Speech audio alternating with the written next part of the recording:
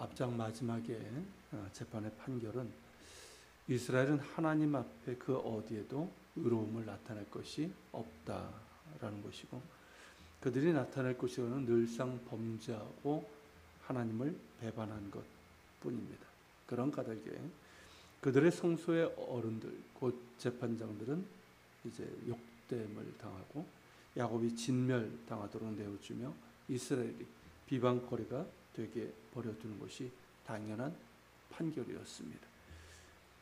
하지만 하나님께서 곧 나는 나를 위하여 내 허물을 도말하는 자니 내 죄를 기억하지 아니하리라. 일방적으로 선언하심으로 판결을 뒤집으셨습니다. 그리고 이어서 하나님께서 당신의 백성에게 하시는 말씀이 이어집니다. 그것이 바로 오늘 본문입니다. 여기서 반복되는 것이 나의 종 내가 택한이라는 말입니다.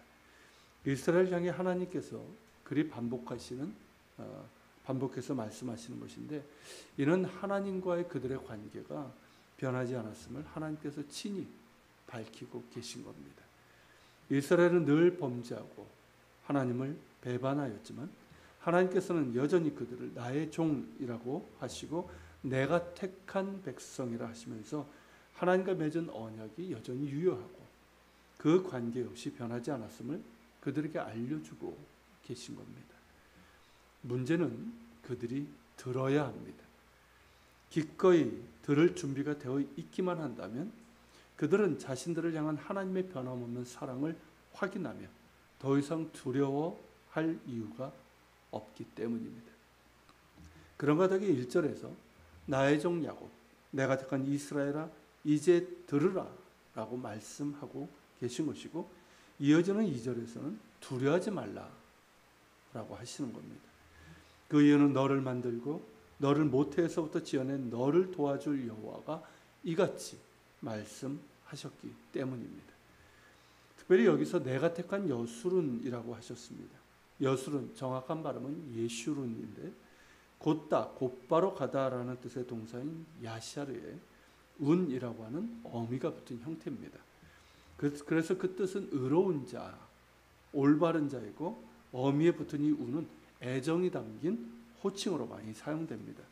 그래서 좀 더 의역을 한다면 사랑스런 의로운 자라는 뜻입니다. 그러니까 이스라엘 백성을 이제 명예롭게 일컫는 시적인 표현이라 할 수 있습니다. 그런데 하나님께서는 내가 택한 여수르나라고 하시면서 나의 종 야곱이란 호칭을 함께 사용하고 계십니다. 앞서 본 것처럼 여수른이 사랑스러운 의로운 자라고 한다면 야곱은 속이는 자입니다.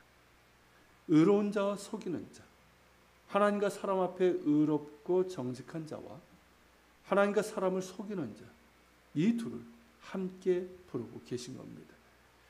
너무나 상반되고 같이 부를 수 없는 호칭인데 당신의 백성을 향해서 이 두 호칭을 부르고 계신 겁니다.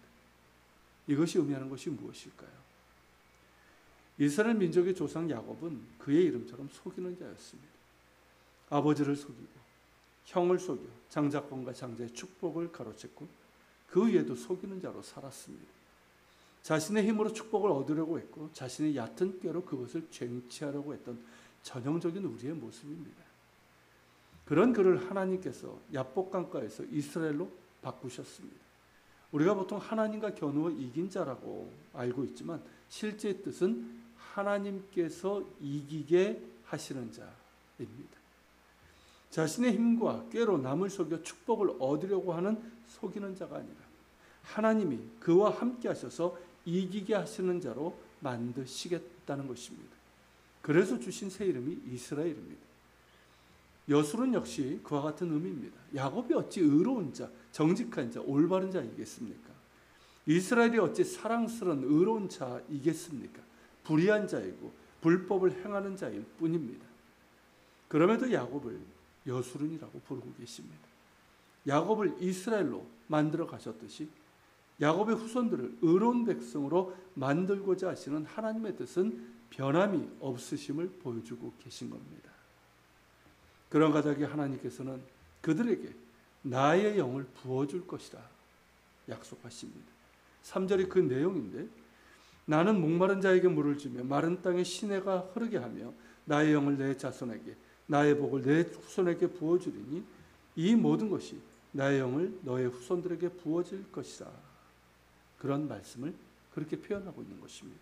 같은 표현인 거예요. 하나님께서 당신의 영을 그들의 후손에게 부어주실 때에 그들은 마치 풀 가운데 솟아나는 시냇가의 버들 같을 것입니다.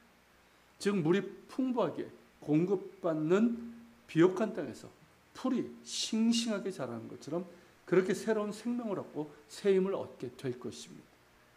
그런 가운데 어떤 이는 나는 여호와께 속하였다 라고 할 것이고, 어떤 이는 야곱의 이름으로 자기를 부를 것입니다. 야곱의 이름으로 자기를 부른다는 것은 자신이 야곱의 후손임을 자랑스럽게 말하게 될 것이라는 뜻입니다. 또한 어떤 사람은 자기가 여호와께 속하였음을 그의 손으로 기록하고 이스라엘의 이름으로 존귀 여김을 받게 될 것입니다. 즉 나는 야훼 하나님께 속한 자임을 기쁘게 글로 쓰면서 자신이 이스라엘 사람, 즉 하나님의 택한 백성으로 불려지는 것을 영광으로 여긴다는 것입니다. 앞장 마지막 재판장에서 이스라엘이 어땠습니까? 하나님께서 그들에게 너는 나에게 기억나게 하라. 우리가 함께 변론하자. 너는 말하여 내가 의로움을 나타내라고 질문하셨을 때 그들은 대답하지 못했습니다. 의로움을 나타낼 것이 하나도 없게 그랬던 것이죠. 그런데 여기서는 어떻습니까? 서로 경쟁하듯 나는 여호와께 속하였다. 나는 하나님의 종 야곱의 자손이라고, 나는 여호와께 속하였고 하나님의 택한 백성이라고 즐겁게 응답하고 있습니다. 응답하면서 하나님께 대한 자발적인 신앙 고백을 하고 있는 것입니다. 하나님의 영이 부어질 때 그렇게 될 것이라는 말씀입니다. 하나님의 영, 성령이 부어질 때 그들은 하나님께서 부어주시는 새 생명과 새 힘을 얻게 될 것입니다. 자신들을 택하시고 사랑하시는 하나님의 사랑을 밝히 알고 기뻐하게 될 것입니다. 하나님의 성령으로 말미암아 힘을 얻어 더 이상 야곱 속이는 자가 아닌 여술은 사랑스러운 의로운 자로 살아가며 성령의 열매를 맺게 될 것입니다.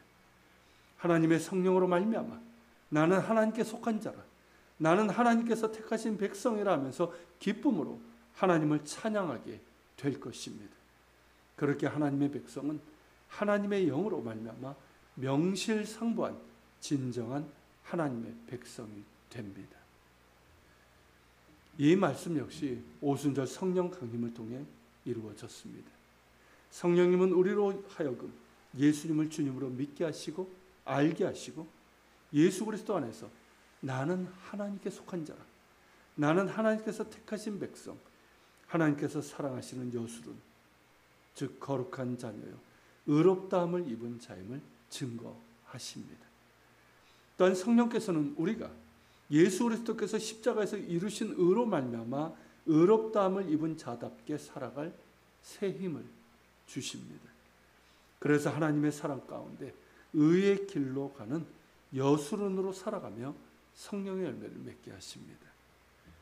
그렇게 성령으로 말미암아 우리는 진정한 하나님의 백성으로 만들어져 가는 것이죠. 그런 까닭에 성령께 순종하라 하는 것이고 성령을 근심하게 하지 말라는 것이고 성령 충만을 사모하며 또한 충만한 삶을 살아갈 것을 명하고 계시는 겁니다. 우리에게 약속대로 보혜사 성령을 보내신 하나님께 감사드리며 날마다 말씀과 기도 가운데 주님 십자가 바라보고 또한 거룩과 순종의 삶을 통해서 성령님과 동행하고 하나님의 영으로 충만한 기쁨과 능력을 맛보며 살아갈 수 있기를 소망합니다. 같이 기도합시다. 하나님, 오늘 이 본문의 말씀처럼 하나님의 영이 부어질 때 마른 나무 같은 이들이 시냇가에 심겨진 버드나무처럼 새로운 생명, 새 힘을 얻게 되고 하나님 앞에서 의로운 것이 없어 아무 말 하지 못하던 자들이 나는 하나님께 속하였다 택한 백성으로서 즐거이 하나님을 찬양하고 또한 여술은 예수 그리스도 안에서 의롭다함을 받은 자답게 의로운 자로 살아갈 힘을 얻고 또 의로운 자로서의 열매고 성령의 열매를 맺어 하나님께 영광을 돌리게 되는 이 아름다운 그림이 오순절 성령을 통해서 이루어졌고 우리 가운데도 응답의 말씀인 줄 알고 감사를 드립니다. 주님, 오늘도 성령의 충만함을 사모합니다. 우리가 성령을 근심케 하는 일 하지 않게 하시고 늘 순종하며 성령과 동행하며 성령 충만하여 성령의 열매를 맺어갈 수 있는 우리의 삶이 되고 오늘 하루의 삶이 될 수 있도록 붙들어 주시옵소서. 같이 기도하며 나아갑시다.